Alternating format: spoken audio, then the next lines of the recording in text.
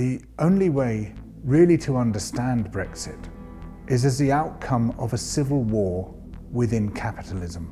There are two dominant forms of capitalism. One you could describe as house-trained capitalism. This is corporations and rich people who are prepared to more or less go along with democracy, as long as democracy doesn't get out of hand and actually represent the interests of the people, but as long as it's a sort of thin and narrow form of democracy, they'll go with it. What they want is stability. They want regulations which protect their market position from rougher and dirtier companies who would otherwise wipe them out. They're happy with the administrative state. And then there's another faction who could be described as capitalism's warlords. These are people who don't want any constraints in their way at all. They see taxation as illegitimate. They see regulation as illegitimate. In their unguarded moments, they reveal that they see democracy as illegitimate.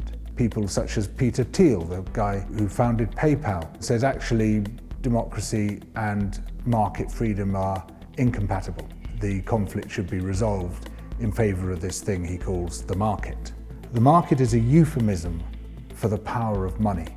And they believe that that power should be unmediated, that it should be able to do whatever it wants without anyone standing in its way. And they see as their enemy house-trained capitalism. And this is really where the power lies within the whole Brexit debate, is on the one side, the august institutions of capitalism, like the Confederation of British Industry, saying this is terrible, we don't want this to happen at all. And on the other side, the oligarchs from the city, very powerful people who are funding dark money think tanks and other lobby groups, saying we want to clear it all out of the way. In Steve Bannon's words, we want the deconstruction of the administrative state. And it's a second group, the warlords of money, who have won.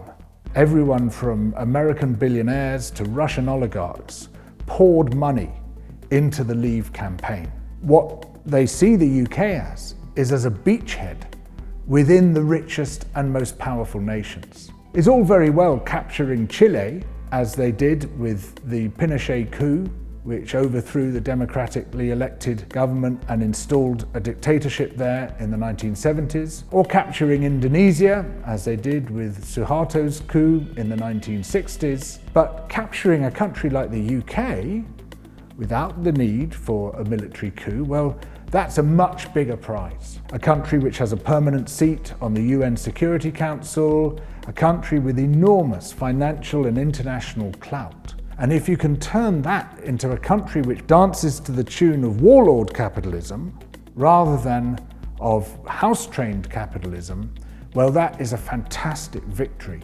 The way Brexit was pitched to us was that it was all about foreigners and Europe and culture wars, trying to establish ourselves as an independent nation. And this view of what Brexit was about was fronted up by people like Nigel Farage. That's just a smokescreen. Farage and his ilk are just tools of something much bigger and much deeper than they are. But unfortunately, this smokescreen is all that the media has chosen to see. In the case of the billionaire press, that's by design. They don't want us to see that this is an attempt by the warlords of capitalism to overthrow domesticated capitalism. In the case of the BBC, it's by default. They just can't see through the smokescreen to the manoeuvres behind it. What happens to us, to the citizens of the UK, is of very little interest. We're just the grass that gets trampled in this civil war. Now, there's no doubt at all where the British government comes down, which side it comes down on. There was this extraordinary moment, a moment which no one would ever have expected to see, of the leader of the Conservative Party, Boris Johnson, saying, "Fuck business." He was talking about house-trained business. He is effectively being put into power by warlord capitalism, by the people who want to do away with the administrative state. And that's his role. That's the role of his government, it's the role of the whole Number 10 apparatus, it's the role of his cabinet. And when people thought that the sacking of Dominic Cummings would bring an end to that idea, they were completely deluded. It's not about Dominic Cummings, it's about a much bigger apparatus, a much bigger infrastructure of power that extends beyond government into the dark money think tanks and the other lobby groups, which are in turn funded by these very powerful oligarchs, not just within the UK, but internationally. I see myself as a Eurosceptic Remainer. I'm no enthusiast for the European Union because I see it just as a bastion of another kind of capitalism, a bastion of domesticated capitalism, which is in a quiet war with democracy. And what we need is neither form of capitalism. We need a political economy which is good for the people who live today, the people of future generations, good for the rest of the living world, and is actually governed by the people themselves. Not by this kind of capitalism or that kind of capitalism, these corporations or those oligarchs. A democracy which responds to people not just once every 4 or 5 years, but every day, when we have participation as well as representation. We need a system that transcends both of these warring factions and puts the people in charge.